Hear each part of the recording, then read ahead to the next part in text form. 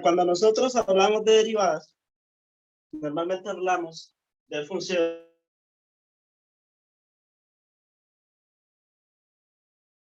como también el cálculo para administración y muchas más. Es decir, estamos hablando de puntos totalmente específicos que nosotros podemos encontrar de una forma muy fácil, muy tranquila y muy relajada.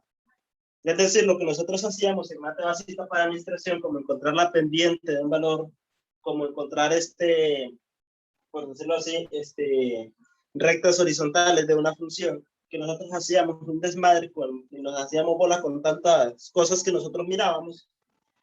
Acá las derivadas nos vienen a decir simple y sencillamente, hágalo de esta forma y se va a dar cuenta que es mucho más rápido y poder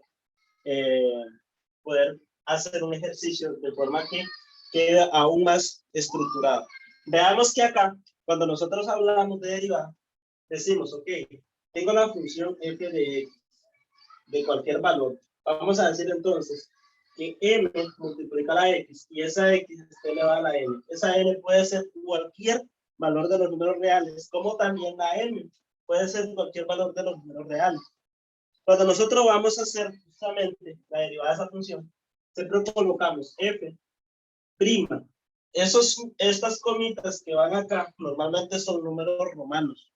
¿Por qué razón? Porque cuando nosotros derivamos por orden superior, va a ir acá f segunda y luego f tercera.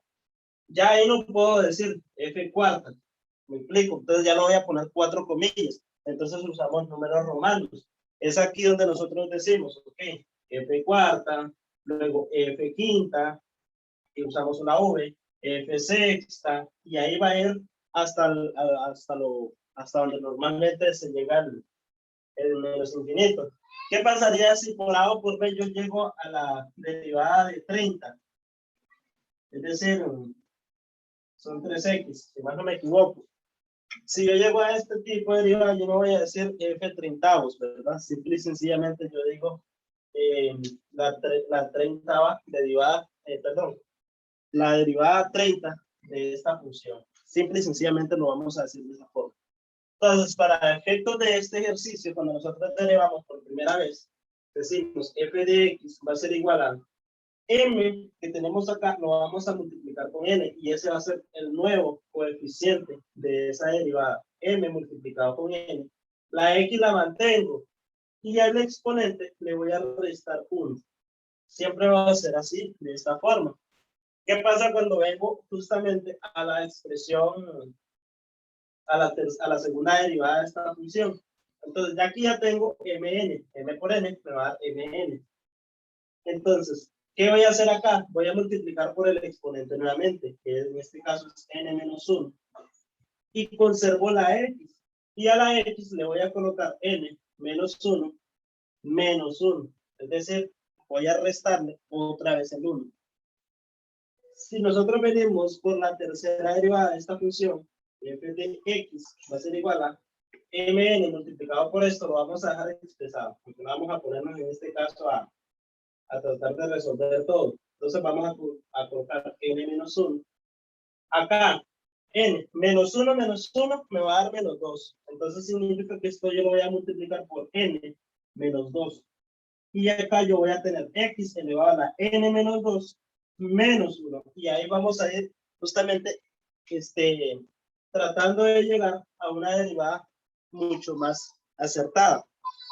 Entonces, normalmente cuando nosotros tratamos de averiguar este tipo de funciones, recordábamos que en en matemática, con física en materia de cole, cuando estábamos en matemática, nosotros para encontrar el valor de x, nosotros decíamos menos d dividido entre 2a. Entonces decimos, ok, ¿cuánto vale b? Entonces es lo opuesto de b, decimos 3 dividido entre 2 por a, que en este caso va a ser 1. Entonces eso significa que va a ser 3 medios. ¿Qué pasa cuando nosotros venimos por derivadas? Entonces decimos 1 por 2, decimos f' de x va a ser igual a 2x menos 3x, o sea, menos 3 por 1, que va a dar menos 3. Recordemos, ¿verdad? Que al exponente siempre le vamos restando 1, 2 menos 1. me va a dar 1. Acá, 1 menos 1 da 0. Acá, al tener una x que elevada a la 0, que recordemos que todo número elevado a la 0, teníamos esta condición, al tener x elevado a la 0. Si nosotros decimos acá x elevado a la 0, ese valor me va a dar justamente, me va a dar 1. Entonces, 4 por 1 me va a dar 4. Y ahí es donde prácticamente el ejercicio se cancela. Entonces, probablemente acá me dé menos 1 en el exponente, por decirlo así, me dé menos 1. Pero ¿qué pasa cuando yo multiplico 4 por 0? Me da 0, porque todo número multiplicado por 0 me va a dar 0. Entonces es aquí donde nosotros decimos, esta función ya se eliminó. Cuando nosotros evaluamos por el término independiente, la derivada de una constante siempre va a ser 0.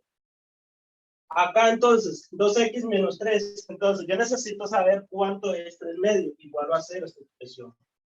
2x menos 3. Este 3 que está acá lo manda al otro lado a sumar. Igual 2x. Si nosotros vemos, este 2 lo manda a dividir. 3 medios. Esto da igual a x. Y veamos que efectivamente da 3 medios. Entonces, normalmente cuando nosotros hacíamos la parte básica para administración, hacíamos esto. Este ejercicio se ve mucho más sencillo cuando nosotros lo vemos de esta forma. Pero ¿qué pasa cuando eran fracciones? Cuando acá venía una fracción y los demás términos eran números enteros. Entonces era ahí donde se empezaba a complicar el ejercicio. Ya acá prácticamente el ejercicio me lo trata de acomodar de una manera más práctica y más sencilla. Entonces, este tipo de derivada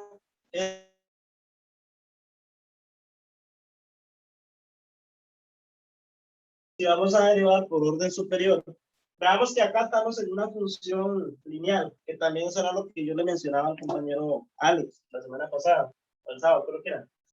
Cuando nosotros estamos en este tipo de condiciones, recordemos que la pendiente de esta función normalmente es 2, ¿cierto? Eso ya lo tenemos claro, la pendiente de esa función. Y nosotros tenemos que encontrar la pendiente de esta función de f de prima de x. Vamos a encontrar la pendiente. Entonces digo, f segunda de x en este caso.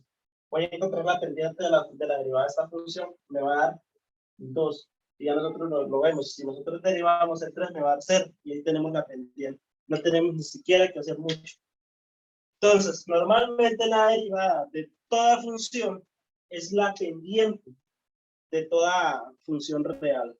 Entonces, en este caso, cuando estamos hablando de derivadas, en este caso que es particular, específico, estamos hablando de encontrar puntos normalmente donde las rectas son constantes. Entonces, si nosotros vemos acá, esta x que nosotros encontrábamos aquí, era donde justamente la ecuación, o mejor dicho, la pendiente o la gráfica, o la tendencia a la gráfica de la función cuadrática, se partía en 2, es decir, donde ella hacía una concavidad y llegaba a un punto específico en la x de forma decreciente y luego volvía a crecer de ese punto específico. Significaba entonces que en ese punto era constante.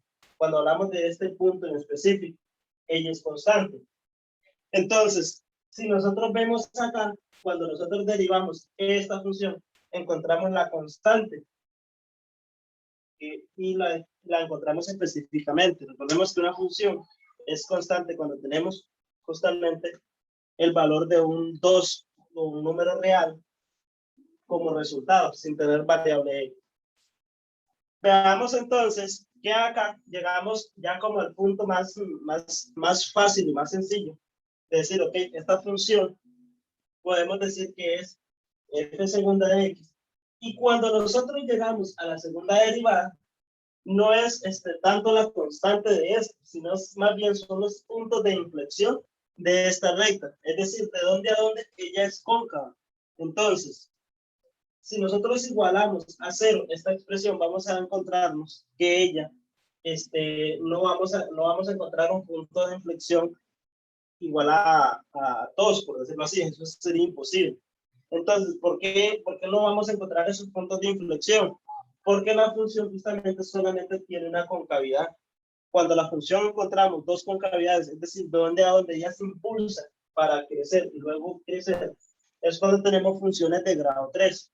Que cuando nosotros tenemos funciones de grado 3, esas funciones nos dicen justamente de este punto a este punto cóncava hacia arriba, de este punto a este punto cóncava hacia abajo.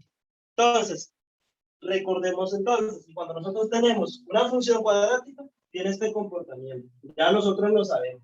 No sabemos cuál es el punto específico donde ella toma el impulso, pero sí nosotros podemos decir que ella es cóncava hacia arriba. ¿Por qué? Porque solo tiene un impulso y viene de dónde a dónde, de menos infinito a más infinito. De ahí viene el impulso. Ahora, cuando nosotros hablamos de funciones de grado 3, entonces estamos hablando de este comportamiento. Entonces, de este punto específico, cóncava hacia abajo.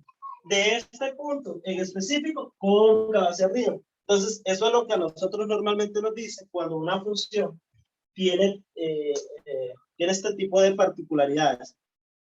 Viene la otra función, que es la de grado 4, y tiene este comportamiento. Entonces, y ahí vamos a ir, grado 5, igual otro comportamiento más, otra concavidad. Entonces, aquí es donde nosotros llegamos y decimos el punto específico de una función. ¿Hasta aquí claros?